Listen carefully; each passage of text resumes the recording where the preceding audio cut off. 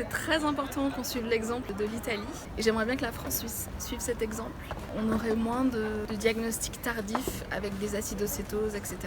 I think it's a really personal question, and I think everybody needs to have the choice around it.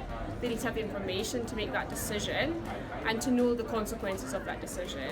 In some countries, there's something we can do about it if we get that positive antibody test, and in other countries there isn't. And so I also think it's incredibly important to give people that option of either to relieve any concerns that they might have, because the test may come back negative, right?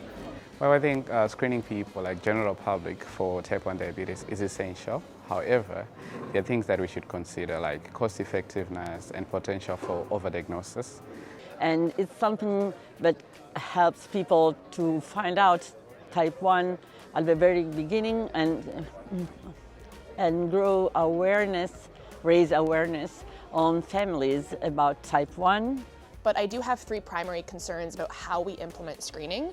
The first is I don't think that right now we're prepared to give people the tools they need to understand the risks of their results. What does it mean to have 1 antibody versus 2? How do we make sense of that risk? What do you do based on your results?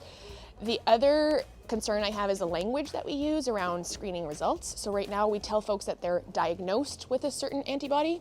An antibody is a risk factor, it's not a diagnosis. Diabetes is a diagnosis, so I think that causes confusion. Et ma fille de 13 ans, bientôt 13 ans, refuse de se faire dépister et j'aimerais bien qu'elle le fasse. Pour pouvoir préparer le terrain, pour pouvoir notamment peut-être faire en sorte qu'elle bénéficie des traitements innovants qui permettent de retarder la destruction des cellules bêta.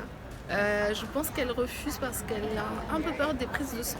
I have 2 young children, and we've made the decision at this point not to screen them.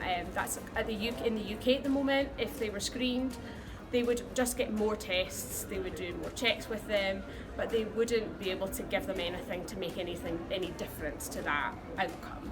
No, I wouldn't screen for type 1 diabetes personally because there's no guaranteed solution to prevent type 1 at this stage. From a professional perspective, I think like everything we have to come at it very, very individually and provide all the information, but most importantly the psychosocial support for individuals and families who are considering screening, and just think of all the different pros and cons and what they're actually going to do with those results. And my last and primary concern is that we don't have care pathways to offer people who are screened positive for risk.